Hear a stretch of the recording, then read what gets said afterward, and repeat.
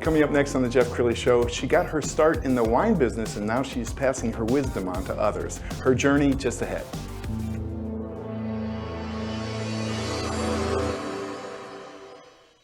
Many are predicting that the worst is yet to come, which is unfortunate, said one person here.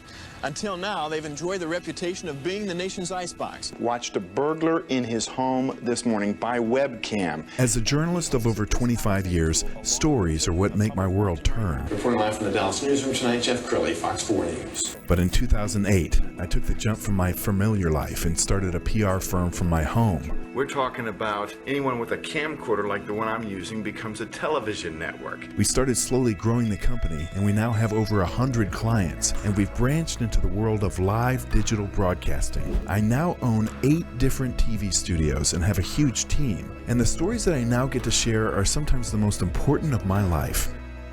Life has a funny way of coming around full circle. This is the Jeff Crilley Show.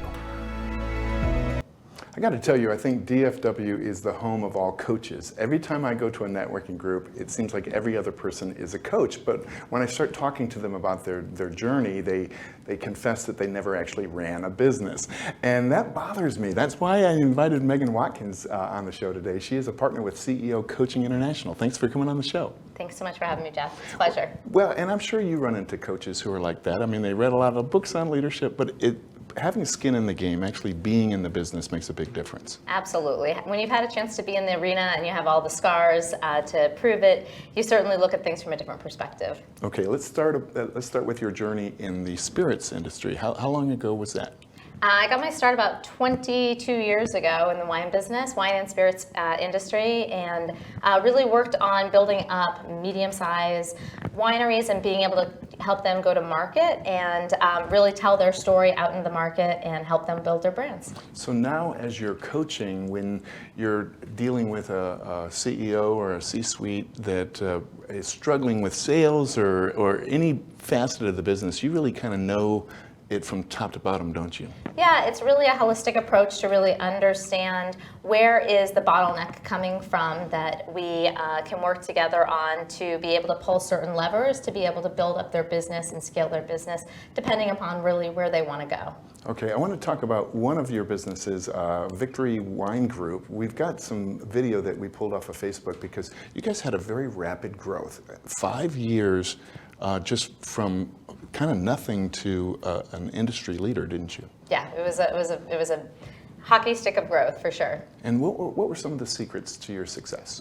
I think that we just recognized that it was taking one customer at a time, and we really worked to build a great culture within the organization, and really one client after another, a lot of hustle, a lot of great relationships, and that was really the secret sauce.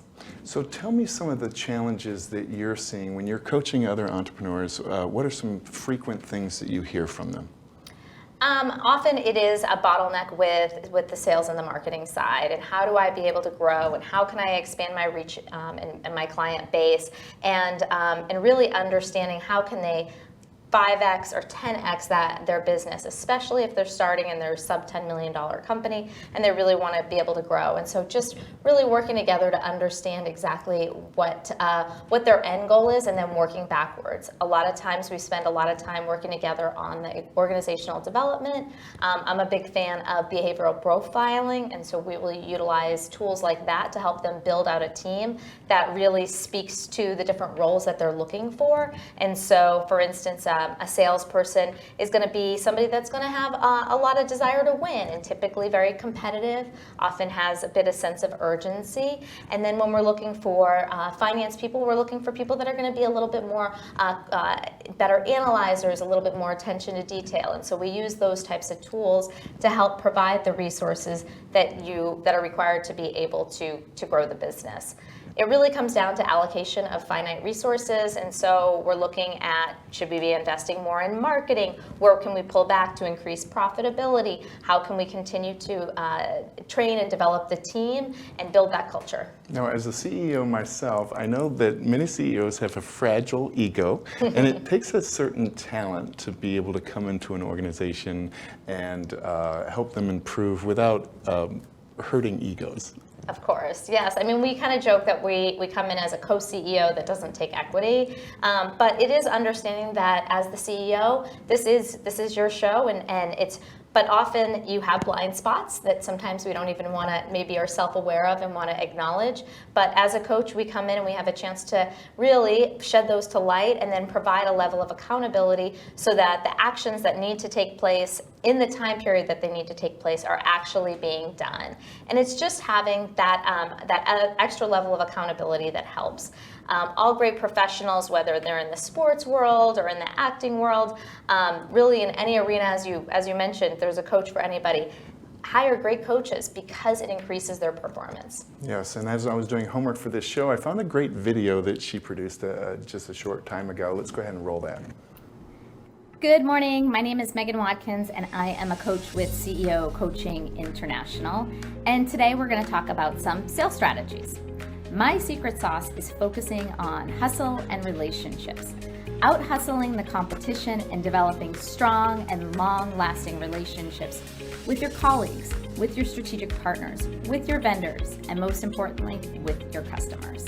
Leaders have a tendency to hire very outgoing salespeople that interview and are very likable and friendly. But typically, the outliers in sales tend to have a higher level of dominance and can be less outgoing because they want to win more than they want to be liked.